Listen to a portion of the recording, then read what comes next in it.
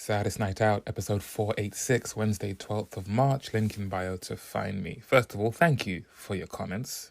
To pick up on some of them, RFK Jr. stands for Robert Francis Kennedy Jr.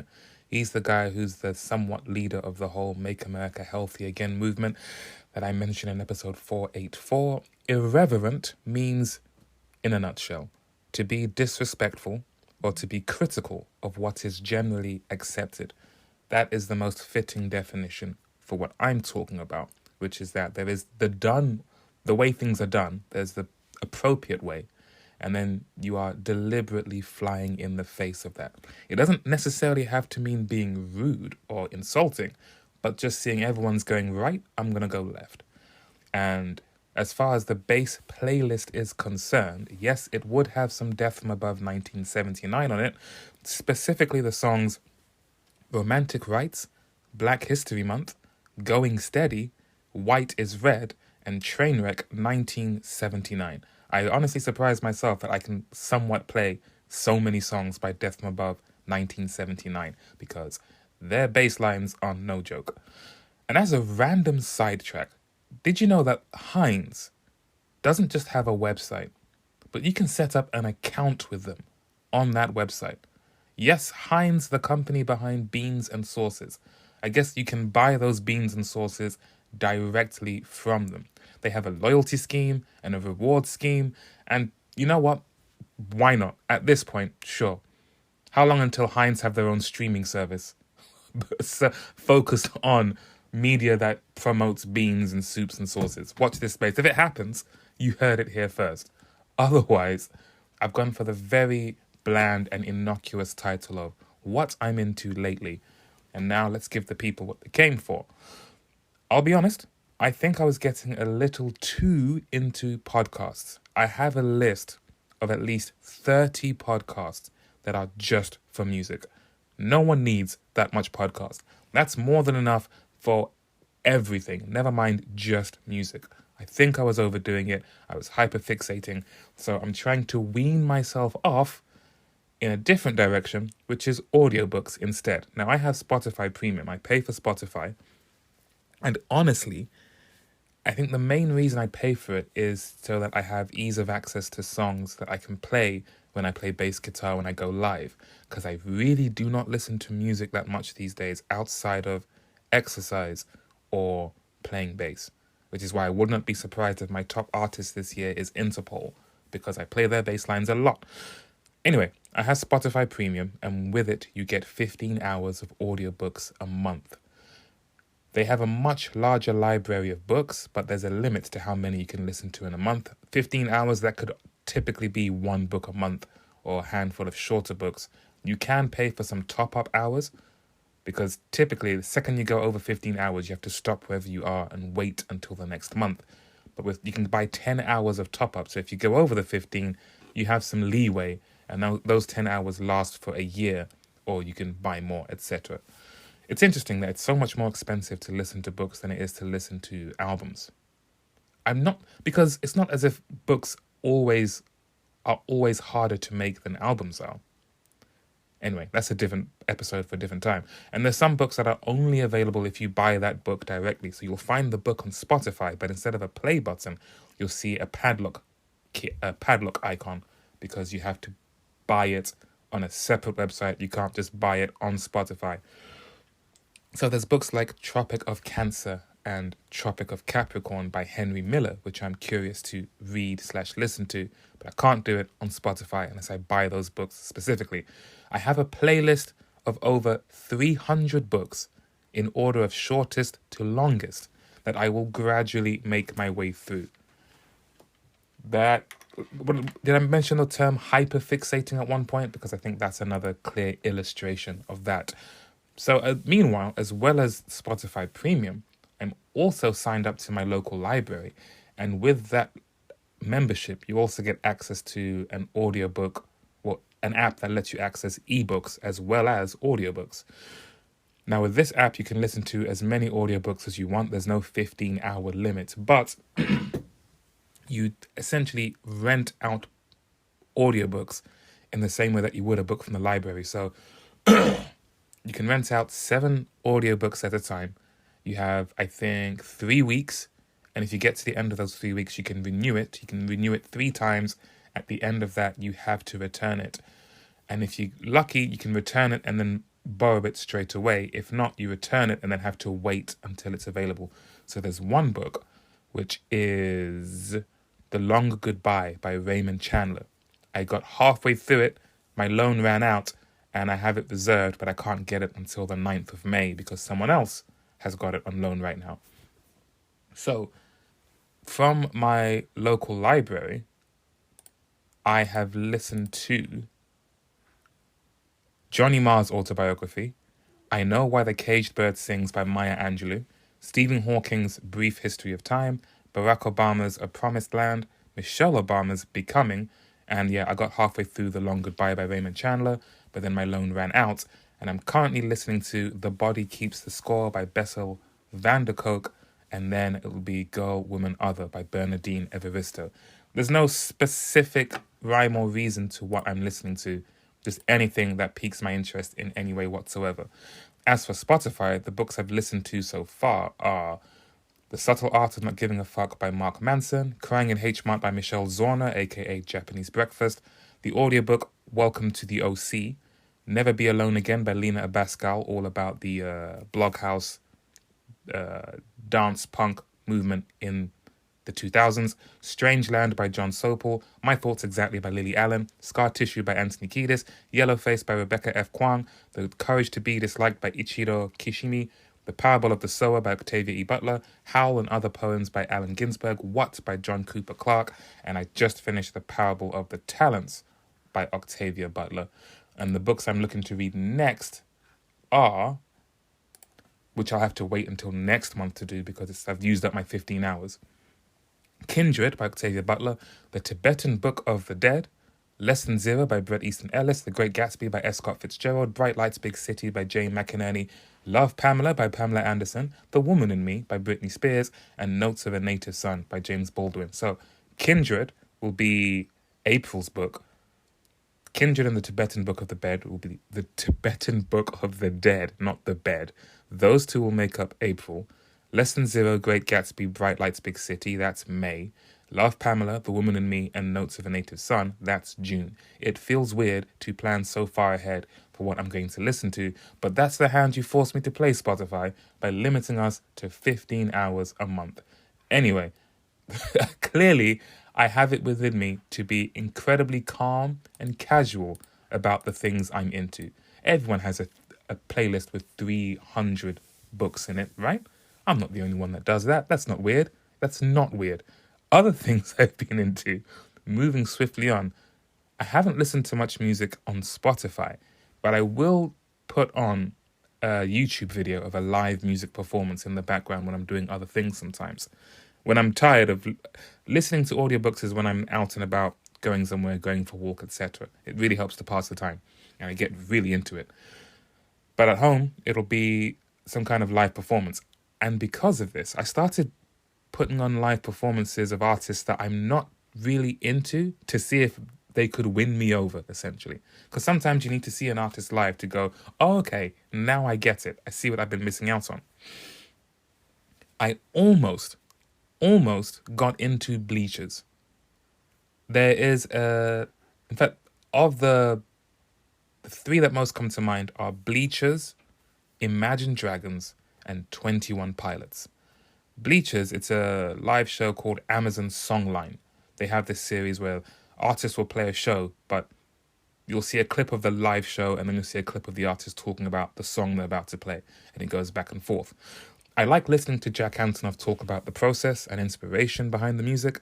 I like the enthusiasm in the performances, and there's a clear connection between the band and the audience. Everyone in the room is really going for it, but the songs just don't do it for me. Maybe they would over time, but they're just not for me. Similarly, Imagine Dragons, their live show, it was live in Vegas 2023. They are from Las Vegas, it's their hometown, and they clearly love it. At one point, their singer goes on about how thank you to all the newspapers and outlets that wrote about us when we were just getting started. And then he lists a whole bunch of them to really show this is his hometown. These are where his roots are. Very impressive. The singer gives off the vibe that he wants to hug the whole crowd. At one point, I think he goes running through the crowd, because why not? And I think there's one point where he asks, is this anyone's first time seeing us? And there's some kid in the front row, and he's like, it's your first time? Do you want me to play a song just for you? And then they play the song. Very sweet, very sincere. The guy is a front man. Clearly wholesome. A lot of love in that room. Not for me. I don't know. Maybe there's an album I should listen to that I'll go, wait a minute, who's this? It's Imagine Dragons? Whoa. 21 Pilots, it was their Southside Music Festival performance. Pilots and Dragons have a lot in common. I'm of course referring to the two bands, not the entities of Pilots and Dragons. They both do covers, like seamlessly. Almost as a bit of a novelty, kind of perks things up a bit over amongst the heaviness of their material sometimes. But they have very talented bands because they absolutely nail the covers. They both have quieter acoustic moments in their sets as well. Imagine Dragons at some point, I think they move away from their main stage and come to a smaller stage in the middle and play like a bit of a pared down version of some songs. And Imagine Dragons, 21 Pilots have a campfire set within their set where they play some quieter songs in a bit more acoustic-y manner. They both put on a show. It's not just standing there and performing. There's some theatre involved. Like 21 Pilots drummer crowd surfs with the drum kit. He's on his drum kit. It's on like some little plywood platform or something, and that gets carried by the crowd. It's quite the sight to behold. None of that means that much to me without the songs. The only currency that matters to me is the songs. Without that, it's really a surface enjoyment. I can appreciate it, acknowledge what they're going for, and say, this seems successful, this less so, but wow, I appreciate the effort, but it just doesn't hit home for me. By contrast, the band that I think really is taking the title of my favorite band is Phoenix. Their singer often has notes in songs that he struggles to sing live. Case in point is the song Entertainment, the first song on their album Bankrupt. Great album. But the chorus of that song, it gets really high. It's like, entertainment, show me what you mean to me. Da, da, da, da, da, da, da, da. And he has to go between falsetto and then his normal voice. And you can hear the crack, you can hear the struggle to reach those notes. They wrote the song. They could have made it a key or two lower if it was such a struggle. But I kind of appreciate the fact that they made it too high and he reaches for it every time. Also, I don't know what half the lyrics are to their songs or the meaning behind it. This one was about this particular person that they were with. This one is about when they lost this person, etc. The song If I Ever Feel Better, he does a performance at, I think, Lollapalooza or Coachella. No, it's a performance in South America because at some point in the show they say, we haven't been here for like 9 years. And they said, we're going to do this song. We love it. We'd love it if you sing along with us. The lyrics are not easy. The lyrics to If I Ever Feel Better are not easy. It's one of my favorite songs. I don't know all the lyrics off the top of my head. Listomania, I don't know what that song is really about. It sounds like they're plucking sentences at random.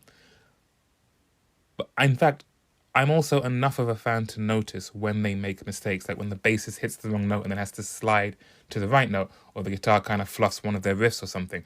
I listen that keenly, I'm that familiar with the songs that I can pick that stuff out when most of the crowd, I imagine, wouldn't. It doesn't interrupt with the performance. But I love the songs, and I think that plays a large part in me loving the show.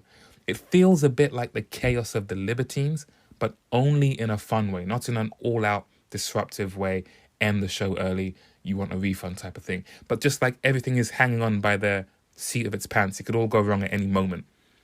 They must all be in their 40s, if not 50s by now, but they still play like they're teenagers in a garage. Garage? I couldn't decide which one to go with, so I kind of got caught in the middle. Garage. I don't think anyone says it that way. They play like they're teenagers in a garage. And I think that just makes it all the more fun to witness. I've seen them 3 times now. They are one of my favorite live acts that I've seen. There aren't that many. I struggle to remember the ones I've seen now because I saw a lot of smaller artists, but they're one of my favorite artists that I've ever seen live. And that's part of the reason why. The songs are just that good. They put on a great live show as well. One time they had a mirrored ceiling behind them and the light show was under their feet, which looked really cool. but there's just a gusto to their performance, regardless of how long they've been doing it, that I absolutely love and makes me love the songs even more than I already do. By contrast to that contrast, it's a band like The Strokes, who I've only seen live once, but I've seen many live videos. I love the songs, I love the band. The show feels more like a novelty than a full-throated enjoyment. It feels like they would rather be anywhere else. Phoenix feel like they revel any chance to play 1901. The Strokes feel like they all let out a deep sigh each time they have to play Last Night or Reptilia. Both bands have been around for the same time. I think Phoenix are older in age, but they come across more youthful and full of life on the stage than the Strokes do, which is part of the appeal of the Strokes, that kind of laissez-faire, they're from New York and they're over it already. They're just there to wear leather jackets and look cool. And look cool they do. They succeed in that. But I don't know, maybe the novelty of that has worn off for me, as it very much feels like it's worn off for them. And then there's The National, another band that's been around about as long as Phoenix, who I think might be a little bit older than them, maybe about 10 years or so older than Phoenix are, or about the same age. They are old men. They sound like old men. They feel more set in their ways with each album, and they've kind of been, whereas Phoenix, I love them as much with their most recent as with their first, The National and I, we've been growing apart. I appreciate what they're doing, but they're on their own path now, and we're not as aligned as we once were. Boxer was the peak. High Violet was also in there. And then there's one that has The System Only Sleeps in Darkness, quite like that. Everything after that, it's not really hitting me the way it used to, but good on them. They're not bad. They're just not for me anymore. They put on a terrific show. They have their niche, but there's like a weight to their work that I don't feel in Phoenix. They're very much opposite ends of the spectrum of being, I guess at this point, elder statesmen in being a live rock band. All of that is, as far as actually watching like TV shows and movies and so on, not so much happening on that front. I didn't see any of the movies from the Oscars. I've just seen there's a trailer for the new season of You. I'm not really rushing to check that out when it comes out. I still haven't seen the second season of Squid Game, and I absolutely loved the first one. I started Industry, which is a UK-based show, got about 3 episodes in. I mean, it's really good, but I just don't have the fire in me to catch up and finish it and watch the most recent season. I've been watching a few Korean shows because my folks are really into them. So I kind of watch what they're watching so we can talk about it. And it's very light, typically light, kind of romantic comedy type of affair. Recently we saw 17 again, Queen of Tears, and Business Proposal. But outside of that, not much. YouTube videos, like the live shows I mentioned. I'm dipping my toe in what like the political culture type videos are. The most recent one I'm seeing everyone talk about is this Jubilee video. They have this series where they'll put someone in the middle of a room surrounded by people who have the opposite opinion to them about something, and then it'll just be like an hour and a half of essentially debating that topic, but it just kind of comes across as arguing, and it feels like a reminder of that zombie apocalypse episode I did a couple of days ago. So the most recent video is Sam Cedar versus 20 conservatives.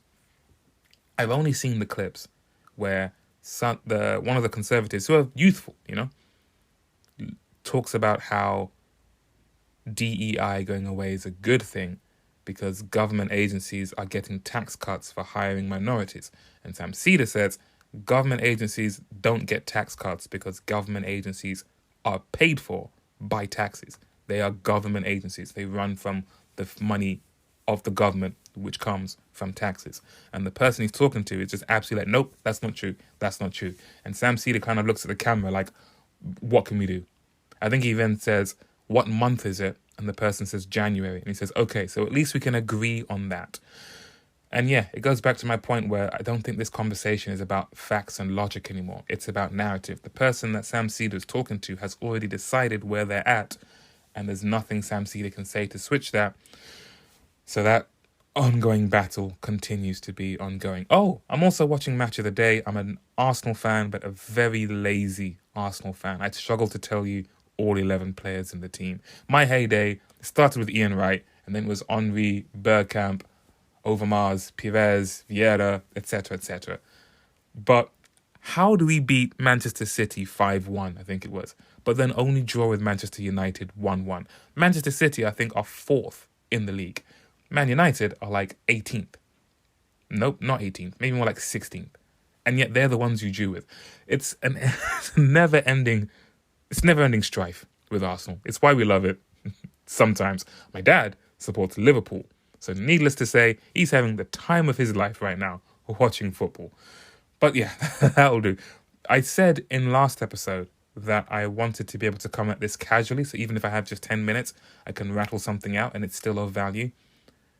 I think these notes took me it was meant to be just some quick notes about things I'm watching. An hour later, and I've finally got my notes together. I'll try to make things more casual. But I don't know if casual is in my nature. Once again, Exhibit A. 300 audiobooks in a playlist in order of length. I think it took me like an entire evening. And I was really enjoying it.